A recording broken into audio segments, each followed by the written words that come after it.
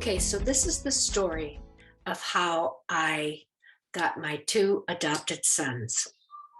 So, my husband and I married in our late 20s, and about mid 30s, I decided I wanted to have children, but not until I had had my first tubal pregnancy and had surgery. And then I saw the value of having a child. And so we tried again. I had another tubal pregnancy. Few years later, I tried again. I had a third tubal pregnancy. And it was just very hard, very disappointing, a lot of grief, a lot of sadness. So finally, one of the doctors I worked with heard about a young girl who was pregnant from a friend. And so he told me about her and would I like to meet her. So I went down. She was staying at the Door of Hope Salvation Army. And I went down to meet her, and she was a darling girl. And her mother came to town and met me and my husband. And sure enough, she decided that we were going to be the adoptive parents. Now, she was due any day to have this baby. So it happened right after my third tubal pregnancy, and I was only like a week out of the hospital, and I had a big abdominal incision, and I was in quite a bit of pain. But when she went into labor, I was so thrilled. So I went there and I stayed with her through the delivery, and then she had the baby, and we called him Andrew. So the next day, after they cleaned him and she got to hold him, we went the next day to get him. Well, we were just so thrilled. We had his baby room already. We had the crib. We had, decorations, everything, clothes, diapers, everything we would need. And we brought him home. So about a week later, I was at the gym and they paged me, and it was my attorney. And she said, Rochelle has changed her mind and she wants the baby back. I said, what? She said, yes. She said to tell you she's sorry, and she's going to come and pick him up tomorrow. Well, obviously, I was devastated. I went home.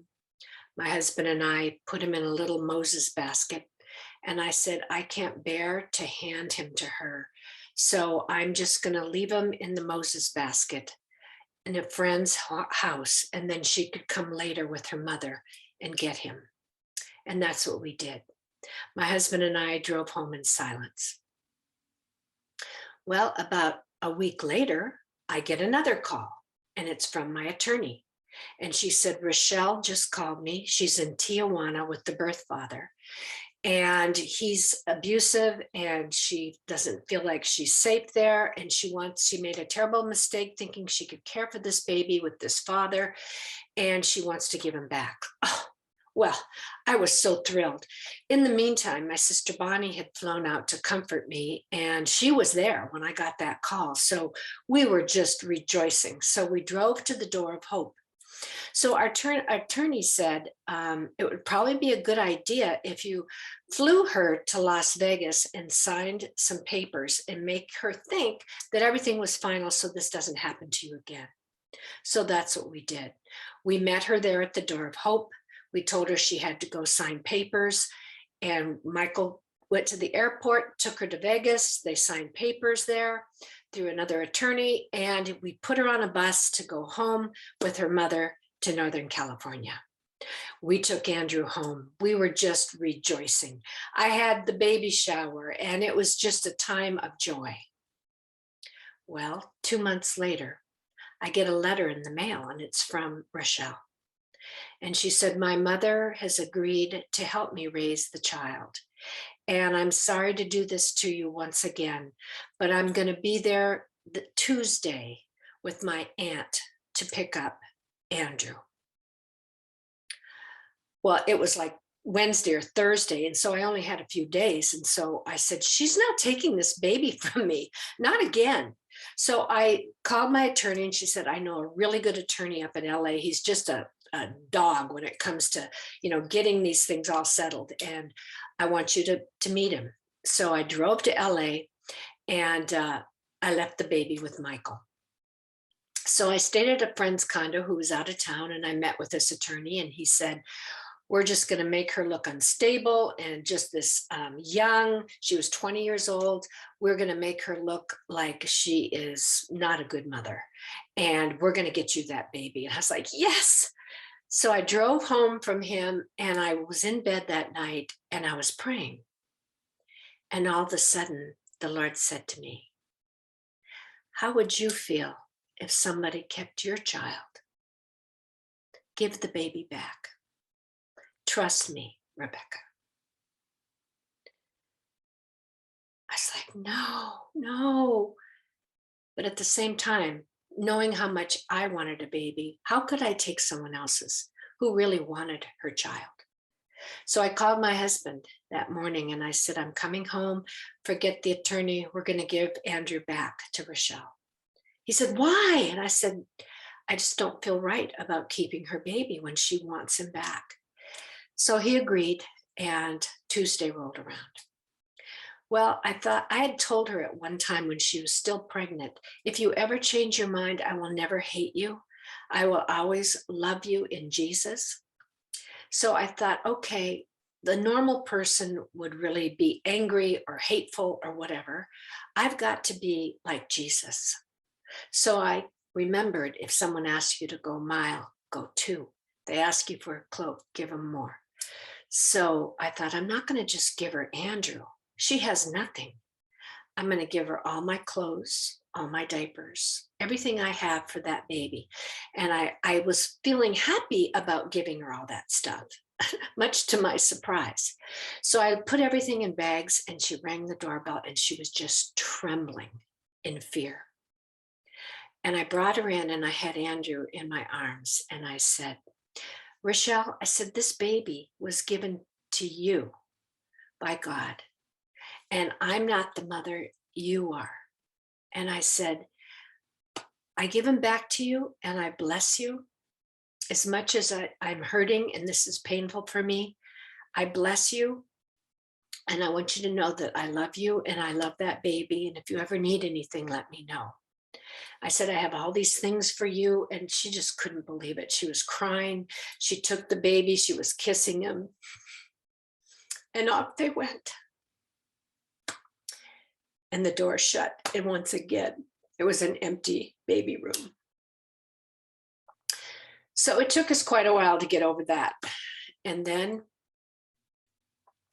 we decided that we would try in vitro. So we went through all the in vitro and all the shots and the daily stuff. And they put the embryos inside and that failed too. So we were remodeling our backyard and we had dug a hole for a tree, a liquid amber. And I had my 4th tubal pregnancy during that time. And I almost bled to death. I got to Mercy Hospital just in time. And the doctor said, what do you want to do with the embryo? And he said, I can take it to the lab. I said, no, you're not going to take my baby to a lab. I said, you're going to give him back to me. So we went home and we buried the baby. We had a little ceremony in our backyard and we buried him and we planted the tree. Well, a year went by. No leaves on the tree, no buds, no nothing. Another year went by. No leaves, no buds. Finally, I said, Michael, I can't look out and see that tree one more day. I said, every time I look at that bare tree, I think of myself as barren. I said, today when you get home from the gym, I want you to rip that thing out. I can't look at it anymore. So I went out to sunbathe. It was like May. And I was laying like this on the lounge chair, staring at the tree, thinking about my life. And all of a sudden, the Lord said, did I not ask you to trust me? And I thought, yes. Why are you ripping the tree out? Go look closer. So I got out of the lounge chair and I walked across the grass to the back corner where the tree was. And I looked closely and there were little tiny buds coming out on the tree. So when my husband come home, I said, leave the tree. I said, it's gonna bud and blossom into leaves. I feel hopeful again. Well, do you know, exactly 9 months later, a little teenager in Ohio had a baby boy. And she was looking for somebody far away to give the baby to. And guess who that was? My sister knew the stepmother, and they all flew out, and she lived with me for her last month.